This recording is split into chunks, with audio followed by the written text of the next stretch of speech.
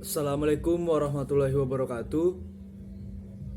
Sebelumnya perkenalkan, saya Alif Abdul Aziz dengan NIM 2101006 selaku perwakilan dari kelompok 6 yang akan mempresentasikan tentang jenis-jenis toksikan.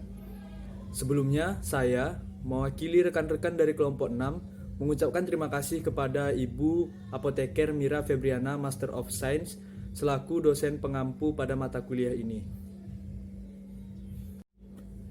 Nah, baiklah, sebelum memulai presentasinya, izinkan saya memperkenalkan anggota-anggota dari kelompok 6, yaitu saya sendiri Alif Abdul Aziz.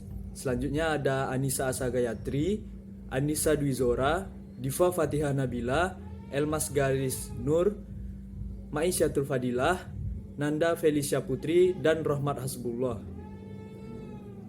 Assalamualaikum warahmatullahi wabarakatuh. Perkenalkan, nama saya Anissa Zora, NIM 2101008. Saya dari kelompok 6. Saya adalah materi pertama, dan materi yang saya akan jelaskan itu merupakan toksisitas. Di sini saya akan menjelaskan tentang toksisitas. Jadi, toksisitas merupakan kemampuan suatu zat kimia dalam memberikan efek toksik atau racun dalam jangka waktu tertentu dikarenakan adanya interaksi kimia di dalam tubuh secara fisiologis. Jadi, istilah patoksitas itu merupakan istilah kualitatif. Jadi terjadi atau tidak terjadinya kerusakan tergantung pada unsur kimia yang terabsorpsi. Baiklah, selanjutnya saya akan menjelaskan jenis-jenis dari toksikan. Jenis-jenis dari toksikan dibagi menjadi 3 kelompok. Yang pertama berdasarkan sumber, yang kedua berdasarkan wujud, dan yang ketiga berdasarkan organ target. Yang pertama, toksikan berdasarkan sumber dibagi menjadi 2, yaitu yang pertama alamiah atau buatan, dan yang kedua domestik, komersial, dan industri. Yang kedua, klasifikasi toksikan berdasarkan wujud dibagi menjadi 2 juga. Yang pertama, wujud pencemar, dan yang kedua, ukuran pencemar. Wujud pencemar ini padatan yang dapat terbang bersama udara, cair, dan gas. Sedangkan ukuran pencemar ini adalah densitas serta komposisi. Yang ketiga yaitu jenis-jenis toksikan berdasarkan organ target. Ada 4. Yang pertama dermatotoksik, yang kedua hepatotoksik, dan yang ketiga nefrotoksik, dan yang terakhir yaitu neurotoksik. Yang pertama dermatotoksik adalah yaitu beracun bagi dermal atau kulit. Yang kedua, hepatotoksik adalah beracun pada hati dan racun ini berpotensi merusak sistem kerja hati. Yang ketiga, nefrotoksik yaitu beracun pada ginjal dan merusak sistem kerja ginjal. Dan yang terakhir yaitu neurotoksik merupakan beracun pada saraf. Sekian dari saya, terima kasih. Baiklah, saya akan melanjutkan presentasi dari teman saya, yaitu racun biotis atau biotoksin dan racun abiotis. Racun biotis adalah zat hidup yang dapat berkembang biak pada lingkungan yang mengizinkannya. Racun ini berasal dari biota yang dapat berupa racun primer ataupun racun sekunder. Nah, terdapat 2 jenis racun asli, yaitu organisme itu sendiri yang beracun bagi tubuh manusia ataupun organisme yang memakannya, dan racun dari biota lain yang sengaja dimasukkan ke tubuh organisme sebagai defense atau pertahanan biota tersebut. Nah, selanjutnya itu ada 3 macam racun biotoksin, yaitu yang pertama mikroba, tanaman, dan hewan, yang akan dijelaskan pada slide berikutnya. Assalamualaikum warahmatullahi wabarakatuh. Baiklah, saya akan melanjutkan presentasi dari teman saya. Yang selanjutnya yaitu mikroba. Racun di dalam mikroba itu dapat berupa racun yang dibuat oleh mikroba itu sendiri, maupun dapat berupa sisa-sisa dari metabolisme mikroba tersebut. Ada mikroba pembentuk racun atau toksin antara lain yaitu Vibrio cholera, Clostridium botulinum, Pseudomonas cacovenans, Clostridium botulinum, Staphylococcus aureus, mikotoksin, dan algatoksin, dan lain-lain. Ada pula racun yang berupa metabolit organisme, antara lain yaitu ada amonia, nitrat, nitrit, CO, CO2 direct sulfur, dan lain-lain. Selanjutnya racun biotis itu ada yang disebut dengan eksotoksin dan endotoksin.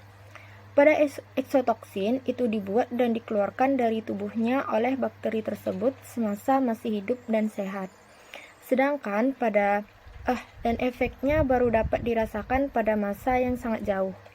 Sedangkan pada endotoksin itu hanya dirasakan bila terjadi kerusakan pada sel bakteri tersebut. Baiklah, sekian presentasi dari saya. Terima kasih. Selanjutnya akan dilanjutkan oleh teman saya.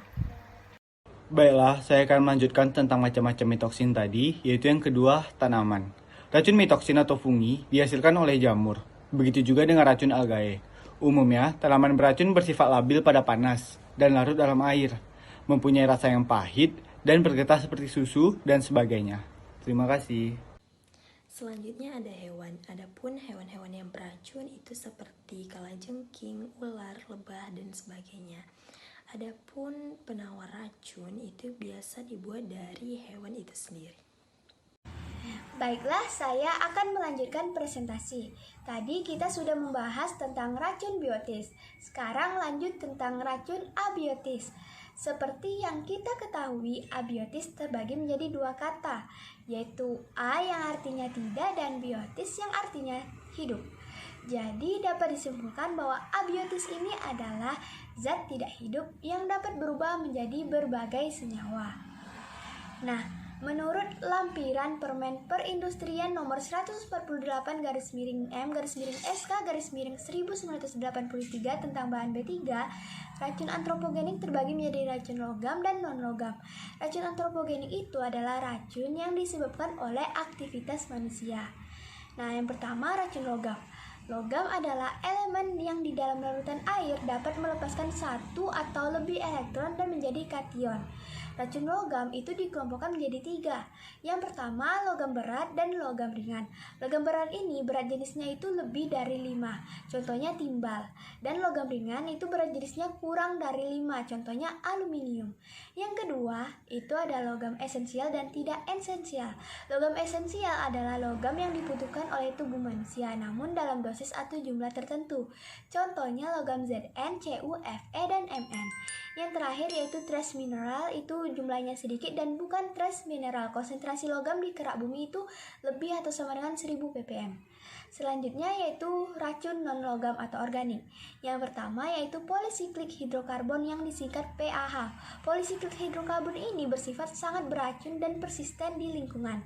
Yang kedua yaitu olefin terklorinasi. Yang ketiga dioksin terklorinasi.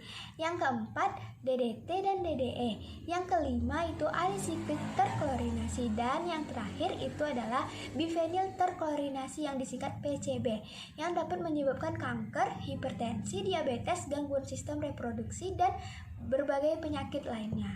Nah, sekian yang dapat saya sampaikan. Terima kasih. Wassalamualaikum warahmatullahi wabarakatuh. Baiklah, sekian presentasi dari kelompok kami. Mohon maaf atas segala kekurangan. Saya akhiri. Assalamualaikum warahmatullahi wabarakatuh.